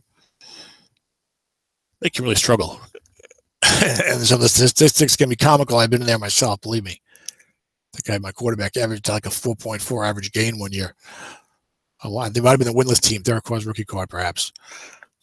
Not rushing average gain. And it's the rest of the way then. So the schedule should get lighter, right? Because he's had a very tough schedule so far. But you got Buffalo 4-4. You got Chicago. You got Atlanta 3-5. You got Tennessee 5-3. You got San Diego 6-2. The Giants 3-5, and Minnesota 1-7. So he still has. So he's got a lot of weak teams remaining, but he's also got. He's got 2 6-2 clubs and a 5-3 club. I mean, right now he's playing. You know, by the time the season is over, he's going to play every team that is now 6-2 or better, except San Francisco. So he might get a few more losses in there. Maybe he's looking to finish 10-6, 11-5, but watch out for the Broncos come playoff time because he's had the toughest schedule so far, and he's done a good job with it. And the team is good, and Kurt's a good coach. So, I mean, this team might not be one of the top 4 seeds, but I think there's a good chance they're going to be one of the top 4 teams, one of the final 4 teams, I should say, when we're looking to vie for that first SOMIFA 28 Super Bowl. Be calling a lot of those games, I'm sure. Green Bay is 5-3. That's Butch Schrammick's team. Picks. Butch, feel free to lose as many games as possible. You know, the linebacker quarterback is always a good play, in my own personal opinion. Hey, what's up? And we have Dennis Crowley on board. Howdy, howdy. Hey, Dennis, how's it going? Good. Where are you now? I have class at 4 o'clock, so I have a team meeting that's supposed to happen at 3, but the guys are usually late, so we'll see what happens. All right. Well, you're catching me a Basically, I'm doing the teams 5-3 or better. I just got through the last 2-loss team. That's the Broncos at 5-2. Team that's Kurt Retzlaff's team. He has the toughest schedule in the league. He's already has 3 wins over teams 6-2 or better, and he's gonna end up having played every team 6-2 or better. Okay, every team that's currently 6-2 or better. So we got a few teams left: Green Bay, Pittsburgh, Tampa Bay, and Tennessee. They get off of you and onto me. Yeah, I should present everybody since I have no meaningful data up on my screen. Can you do finger puppets? Shadow puppets, maybe? I don't know. Yes. Okay. Hand signals. We're doing the Green Bay. Yeah, you can be like Chip Kelly's offense. You can be on the sideline. We're doing Green Bay now. Then it's at 5-3. That's Bush Schrammick. We have his first round pick, right? We have New England and the other. Yeah, we have New England and Los Angeles. So we have 2. Yeah, Nathan's LA. But those are both very good teams. Those are 2 of the Super Bowl favorites. Exactly, and that's probably part of the reason why they're 2 of the Super Bowl favorites, because they did well with their picks. They focus on going for the year, and they use those extra first-round picks to get a couple good starters. Right, but we're using those next year, Dennis, either to draft or trade. That's right. To look to improve on whatever the hell we do this year. Unless you win everything. If you win everything, you can't win everything with that team. This team is, I was remarking what a tremendous job you've done, and Paul as well with his defense it's astonishing. Yeah, I've been lucky in the close games, and Paul and I, we both have very similar teams. I think part of it's too, of who I've played. I've played equally flawed teams. This third quarter is going to be quite a challenge to try to get through it unscathed. Well, yeah, you can get scathed. Just don't get gashed. Don't let anybody hold your nose to the grindstone. Sounds good. They're going to keep pedaling that wheel. That sounds unpleasant. But Green Bay, so Butch Schrammick 5-3, plus 12-point differential. I don't know much about the personnel on these teams. Only 4 to go. I got to do some things, and I'll wrap up another time. Okay. But Cody Harkey and Larry Donnell, I can't tell what type of offense this team would run. You got Trey Burton, so maybe 2 tight end with Trey Burton, who also I think can play blocking back, but is a 0. But you got Big Ben Roethlisberger on this team, who has a very good card, in my view, Dennis. I know there are picks on it. You were surprised that I had him ranked fairly highly on my list, but I don't know. I guess the flat passing is real good and the long passing is real good. And that's what did it for him. I mean, Jesus, he's got 15 long pass wrong units from a modern quarterback who also is maxed out flat. So it's not like he's a bombs away guy. I'm going to backers or blitz. Well, no, he's great on the flat pass. So yeah, that's quite a long pass card. I mean, 8, 9, and 5 and 3 all hitting for you, guess strong.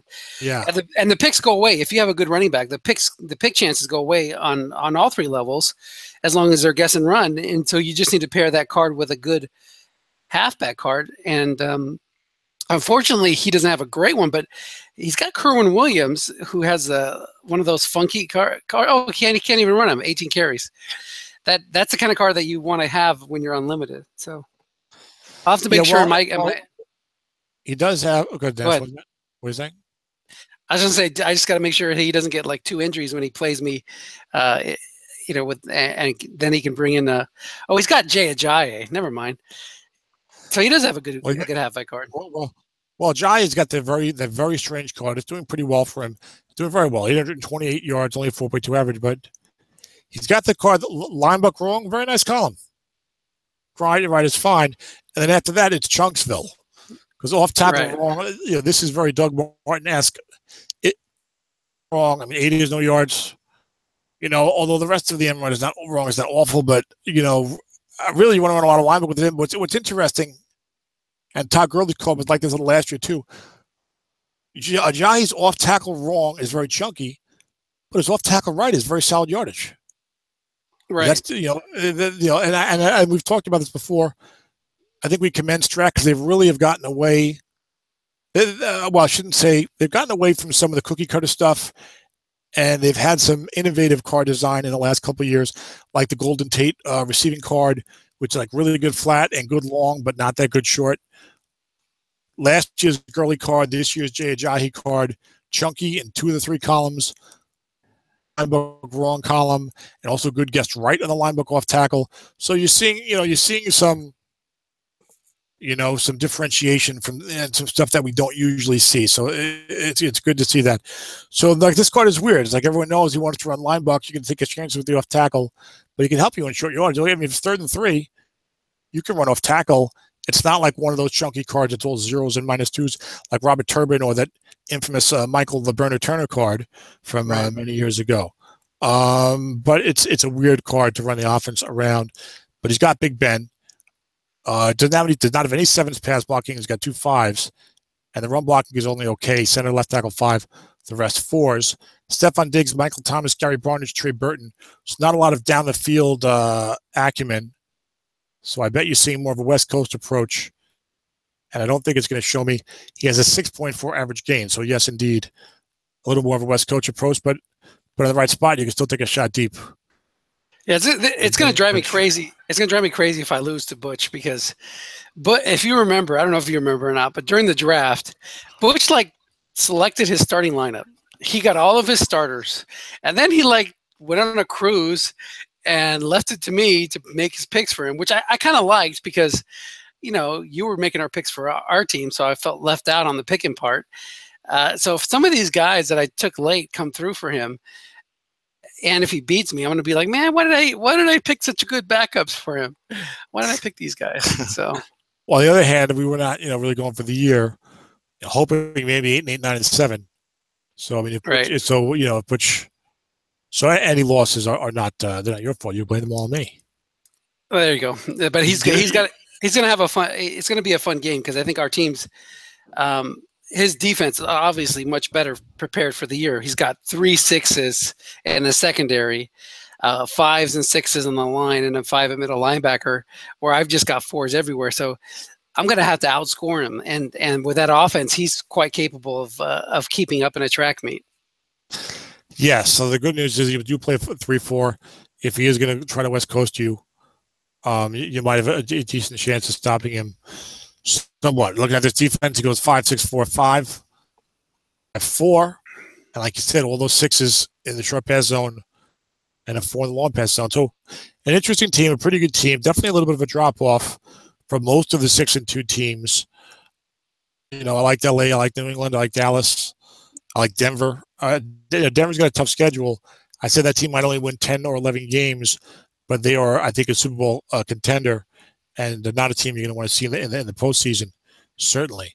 And the Pack, let's take a look at their schedule remaining and who they've beaten so far. 5-3, the 3 losses. They lost 13-6 to the 6-2 Chiefs. They lost by a field goal to the 6-2 Cowboys. Lost 21-17 to the 4-4 Bears in the battle of NFC North teams, Black and Blue Division. They defeated the 6-2 Patriots of a very good club by 2, 28-26. Beat Dan Mullen 24-9. Colts only by a field goal, 23-20. Beat Detroit, who's 7-1. Detroit's only lost 13-10. And beat Buffalo 16-13, a 4-4 club. So not a lot of bad clubs on the schedule yet. Some good wins against 6-2 and 7-1 teams. The defense has done a tremendous job. Second or third in the league at just over 16 points a game. The remaining the team's 5-3, which of course we know is a good coach. The remaining schedule is against 3-5 Atlanta, 5-3 Tennessee, 6-2 Seattle. Bit of a mirage.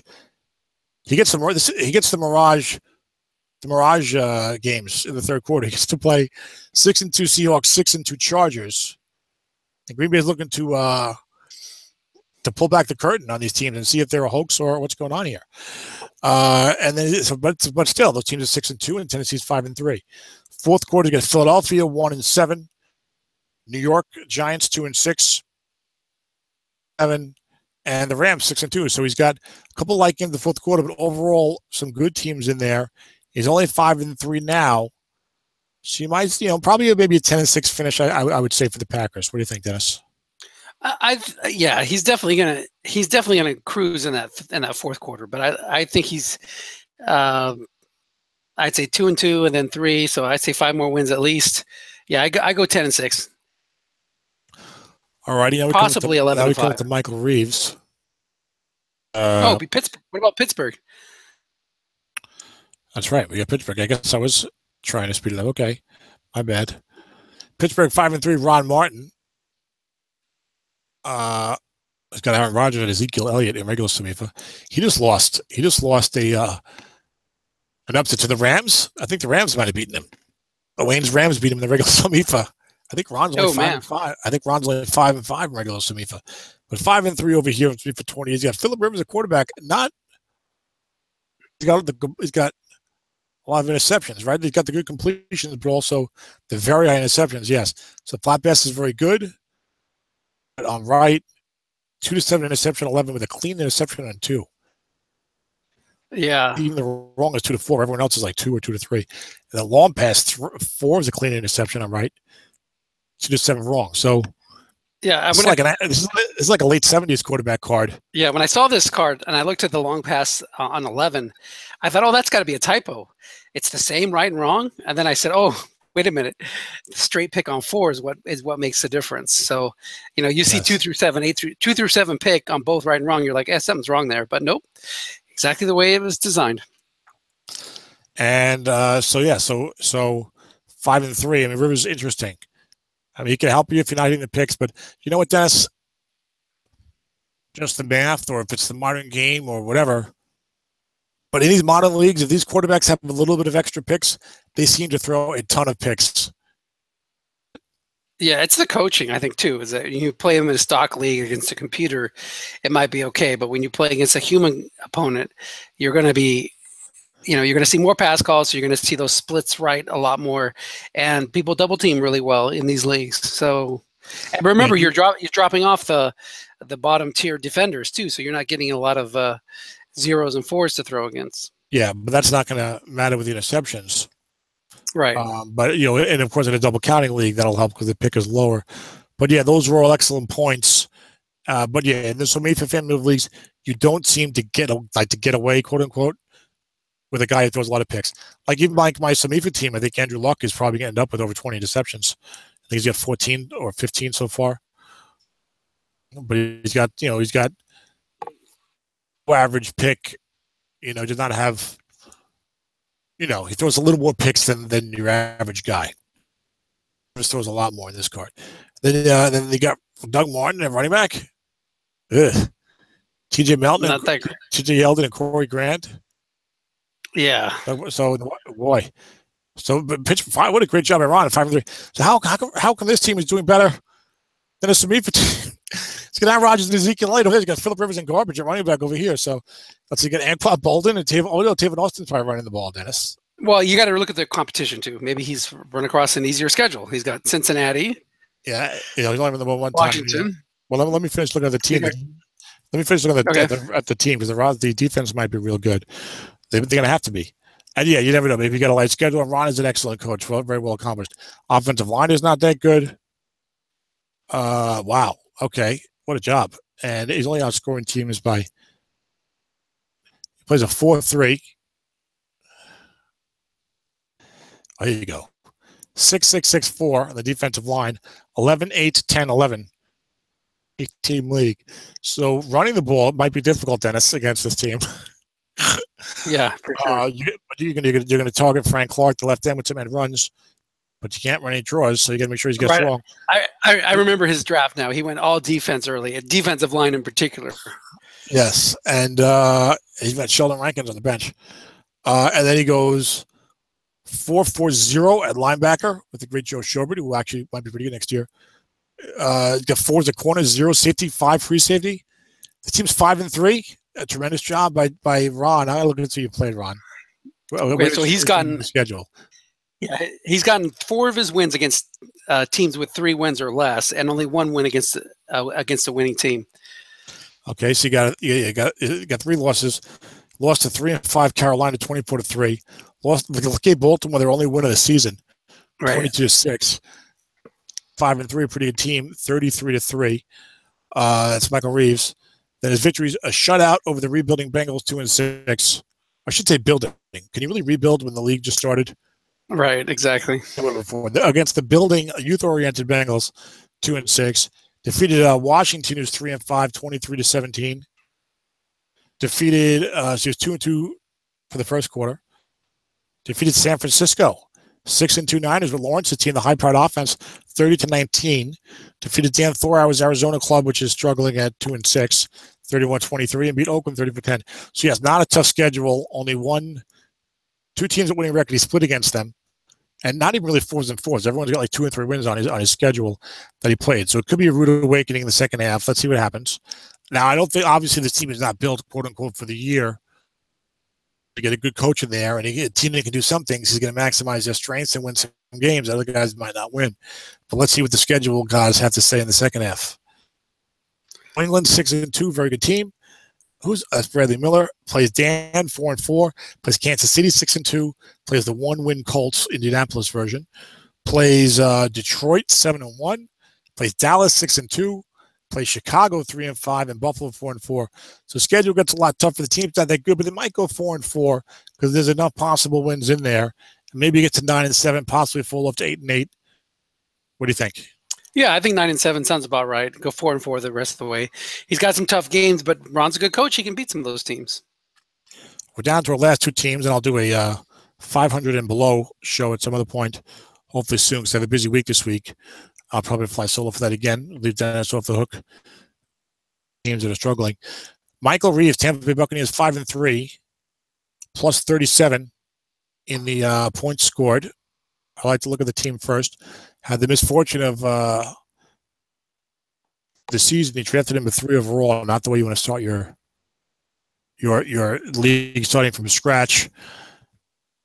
Obviously, that would be a tremendous blow to this franchise if they lost their franchise quarterback and then with your pick overall after one season in which he has a pretty decent card, but not a real good card, right?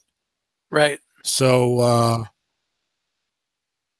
Michael's only been playing a couple of years online. He might be going 3 wide with his team. I don't know what Michael's doing with his team, but he's got Antonio Gates can block him back or Andy Janovich, so he probably is going blocking back. So Andrew Luck's had a pretty good card. Rob Kelly's doesn't have a bad card. Theo Riddick's got the great receiving and is adequate running, I think, this year. I've played against him in some leagues. This is an interesting question. Like, if it was us, let's just say you and I were, had drawn the number 3 overall pick, would we have had a debate over Russell Wilson versus Andrew Luck, or would you have gone an entirely different direction? We have the number 3 overall. Yeah, so the first 2 picks, were Derek Carr and Aaron Rodgers. Okay, who I would have pushed for, right? Carson Wentz. I probably would have pushed for Marcus Mariota. For Marcus Mariota, but I might have gone with Russell. Just because you knew I was going to coach him. So, Russell's real good. And last year was kind of like his worst year outside of his rookie year for Strat anyway. And, I know how you feel about him. He's not old or anything, and I like the running quarterbacks. So I could have probably been talked into Russell. Or Mariota. Okay, let's do a quick mock draft. Forget about what team. I really can't because I've only got I got to come on. Okay, that'll be. I got a game at 9 o'clock and I got to take a shower beforehand. That'll be the lead of the 500 and below teams. So when you do that, at least let me come on for the first 10, 20 minutes, and we'll redo the first round. You can come on for the whole show if you like. I just can't. This particular show, I need to wrap up in a few minutes. I got to go somewhere. And I was trying to squeeze it in by an hour, so I got to do something. I go somewhere. But anyway, no matter. I'll do another one in the future. So all right, this team's got Andrew Luck, Mike Wallace, and Jordan Matthews. And Wallace having a big year for him. 25 catches, a 23-yard average. Go big or go home. He's only 12-18. Not even. He's 9-15. So he's been favorable with that. Steven Anderson, Antonio Gates. It's a weird offense. But, large league, Luck's got a pretty good card with all fives. So unless you have a real good pass rush, you're not going to, devastate him. I don't know. So he's doing a good job, I think, to score 188 points. What is that? That's about 23 a game, somewhere in that neighborhood. So that's a pretty good job. And Michael, we'll see what the schedule looked like. 4-3 defense. Boy, yeah. So next year he's going to have no Andrew Luck and no Rob Kelly. Yeah. In terms of being good. So. But that's kind of good in a way. I mean, if you're going to stink, you might as well stink 1 year at every position. Yeah, it's true. If you're going to stink, you might as well stink bad. so don't worry about it. Yeah. So, and defense goes 5-5-5-5. The defensive line goes 5-6-5 at linebacker with the 66 in the middle. So it's a nice front seven for the 4-3. It can be tough to run against a 4-3 that's got all fives or better. He's got all five of the secondary, except for strong safety 4. So the defense not only looks solid, but they're playing well. 145 points allowed in 8 games. He's under 20 points a game. He's right around 18 points a game, just a hair over that. So it's kind of a defensive-oriented team, and I'm going to see what I can do with the offense. You do have Luck's got a pretty good quarterback card, top 12, I think, in my rankings, and Rob Kelly's got a pretty good running card. So get a little bit of good guess wrong action there. Now the losses, he lost to Washington 20-10. That's a bad one because that team's only 3-5. Lost 37-13 to the Niners. That's a good offensive team that Lawrence has. Lost 21-17, a close one to New England is very good. That's a very good team that Bradley Miller has. And the 5 victories, 31-14 over the 1-win Colts. 27-20 over Arizona, 2-6. 33-3 over Pittsburgh. 5-3 team, and impressive with Ron's coaching acumen. 34-13 over Oakland, who's 2-6. 23-13 over Miami, 4-4. So he's had a bit of a soft schedule, but he's had some good wins against some good coaches. 5-3 record, so not a bad job by Michael so far. Let's see what remains for him. 6-2 Chiefs upcoming. It's the 7-1 Lions, the 6-2 Cowboys. So that'll be tough for Michael in the third quarter of games with the breather against the Colts. Bears, of course, anybody could win any game. I'm just saying. Bears 4-4. Michael wore the roses. Buffalo 4-4. Atlanta 3-5. Tennessee 5-3. So a much tougher schedule the rest of the way. I think he's going to go at least 4-4. Maybe I would predict 4-4. And he's got to do what he can to get to 5-3. I like to see this team finish 10-6. That would be a real nice job by Michael. 9-7 would be fine. I think I'll predict 9-7. Possibly drops off to 8-8. He could be anywhere. 9-7, 8-8, 10-6. What do you think, Dennis? I'll pull for 10-6 because he needs to make hay while the getting's good. If he doesn't finish solidly in the playoffs this year, it ain't going to be a playoff team for a couple years. So let's root for him. For him to get there. I think it will be either 4 or 5 wins. It'll be 9-7 or 10-6. 8 needs not out of the realm of possibilities. That type of team. Dennis, real quick, if you could, before we do the last team, the last of the winning teams, then I'll do a part 2 show some of the time because it's unwieldy, Dennis. 28 teams, but real quick, if you can, what is the exact playoff structure? No, Ed doesn't. But what exactly is it here in SOMIFA 28? Exactly the same. So the top 11 teams make the playoffs. You have many playoffs. Only 11 out of 28 going to make the playoffs. That's right. This ain't no candy cane league. This is as tough as nails. The whole idea of starting this league was to see what would a SOMIFA style league be like with 28 teams. So I don't care if there's 4 extra teams. I'm not going to give an extra 2 or 3 playoff spots just because. You got to earn your way into the playoffs. All right, good. Excellent. All right. Actually, look, the NFL is only 12 out of 32, right? So 11 out of 28 is pretty much right on line with that. So that makes sense. So 9-7 does not guarantee you a mini playoff or something like that. I thought, yeah. So and there might be mini playoffs. So we'll see what happens. So you heard it from the boss. You want to get to your 10-11 wins. You got to get in there. It's going to be tough. 7 is not going to cut it. Yeah. So Michael, you got to win 5-3. Don't the 4-4 won't cut it. So and it's going to be tough for him. And Michael wasn't all in for the year, although he built an eye for the future. I think a bit of a balanced approach. Then we got Tyke's team, Tyke and son. I was going to say the Wright brothers, but it's father and son, so we can't do that. 5-3 club. I remember they had an interesting draft. Ezekiel Elliott was the guy. And I think Tyke may want to take back his statement when he drafted him regarding his quarterback. He said, and now the future starting quarterback for the Cleveland Browns, Cody Kessler. That does not appear to be in the offing. I'm sure he will start for the Browns again at some point, maybe a game or two with injury or something. But it certainly doesn't look like he's the offseason. I don't know why, but anyway.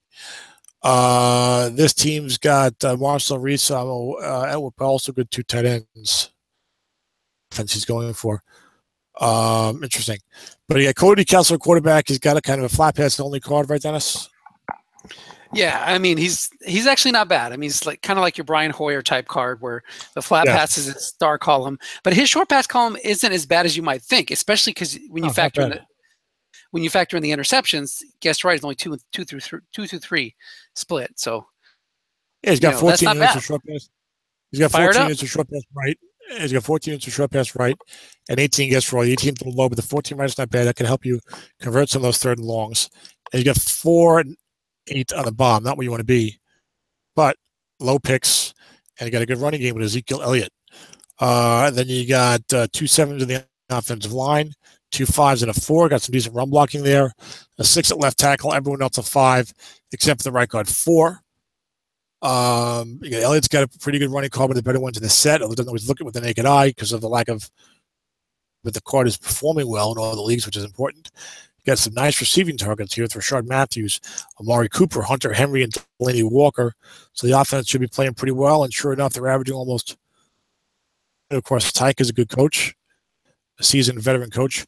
Derby guy in the form for those guys who used to look at his projections every year in January/February, whenever they would come out. I think it was January. For those who don't know, that's Tyke, the Tennessee Titans coach. So he's a chance to play against Derby guy if you didn't know that he was Tyke. 3-4 defense, I think I said. Goes 6-4-4 on the defensive line. I think the draft was more offensive oriented. Goes 0-6-0-4 at linebacker. 4s at corner, which usually will hurt you. But I mean, 5s at safety. Even though he drafted more offensively for this year, if you look at some of the guys he took for the future, Muhammad Wilkerson, he's a 4-5 this year. Next year, he's probably going to bounce back to being a 6. Kenny Clark is a 4 this year. He's a young player. He's going to wind up being a 5 or a 6 nose tackle. Nick Vigil, Darren Lee. I mean, he's got some good talent on defense. It's just not good ratings right now. That's right. I think Jimmy Smith was having a great year. I remember you asked me about him before the season started. He was having a great year before he could just got injured and then suspended for PEDs. He was playing great. He had the PEDs, Dennis. He should have used those earlier. Eli Apple did not come through as expected, but yeah. So, and there are some good ratings for the year. At least you've got some spots in the defense. It's a defensive end, and you got a good, strong safety, and you got an inside linebacker 66. Bobby Wagner, who's going to help you against the run, or can slide out. You slide the other guys out and let him stand there by himself. So there's coaching ability. The defense has got some coaching flexibility to it. He'll need a quarterback next year, but that's okay. That happens, So he's done a nice job with this team. I'm not sure I would predict them more than 4-4, and then 5-3. And let's look at the losses. He lost to Paul, 42-21. Oh, he lost to Philly. They're only winning the season, but that's going to happen. Those one-win teams are going to beat somebody. Jesus. Philly's given up 257 points in 8 games. That is 30. That's Joe Daly. It's a building team. Not coming back for anything. They're giving up over 32 points a game.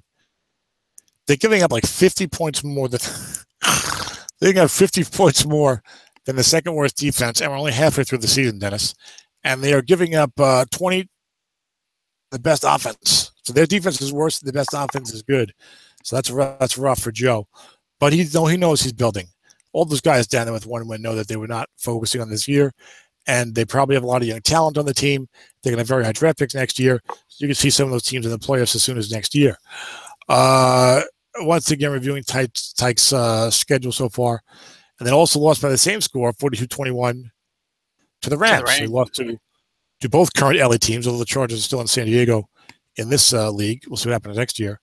So that's a good Rams team as well. His victories 29-13 over Atlanta, 3-5, 24-19 over the 2-win Cardinals, 24-20 over our Seahawks. 27-6 over the Giants. What happened is you get.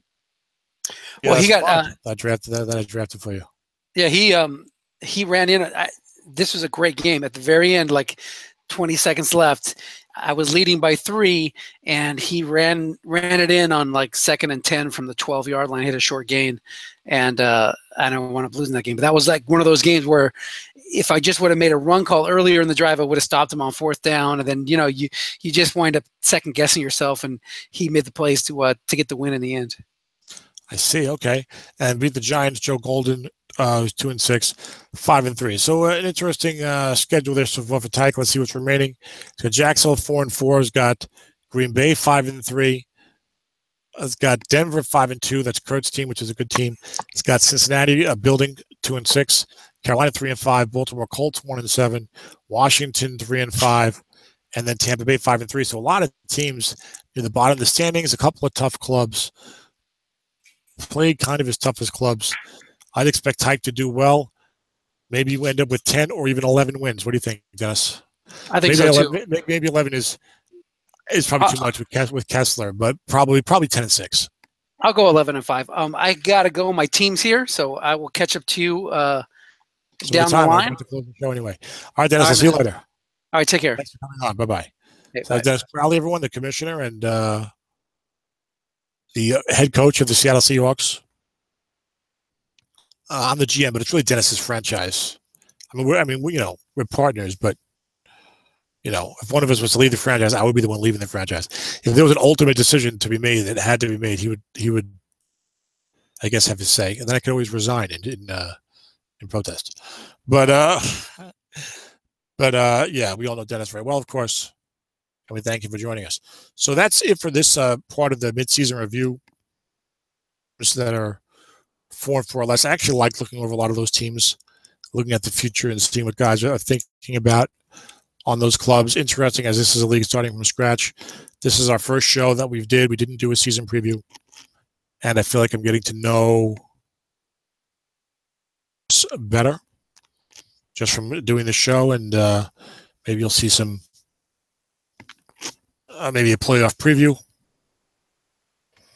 show could be possible. Going to see how that matches up with some of the spring leagues, and I'll probably look to call some playoff games, especially if there's only 11 teams in the playoffs. 11 out of 28, so we've been making the playoffs as good. But you want to do more than that, and the seeding and the buys are important. So you got these teams up top here. All those teams 6-2 or better that want to hold their position. I think from what we said, you could probably expect San Diego and Seattle to drop off. Denver is real good, but tough schedule. I don't know if anyone of the 5-3 can climb into the 11-win territory. Maybe Tyke might be the best to do that. But I think pretty much outside of Seattle and San Diego, and I don't know how those teams are going to finish, but outside of them, I think all the other 6-2 teams have 5. Denver's only 5-2, so I don't have to include them in that yet.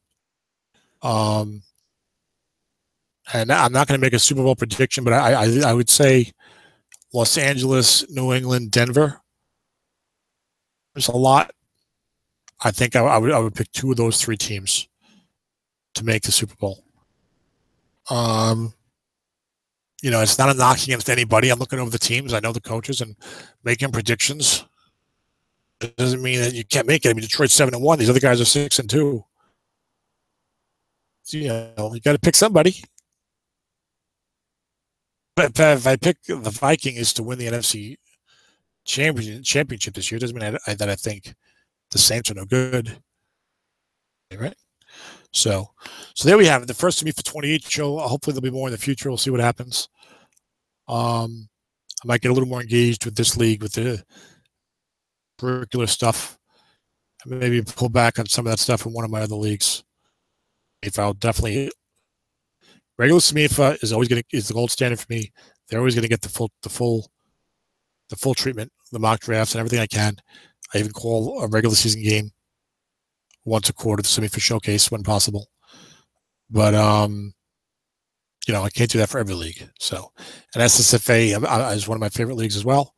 So those 2 leagues are always going to get the best, the prioritization from me. So I hope you enjoyed the show. I'm going to run. I went about 20 minutes over, but not too bad. Hopefully for you guys.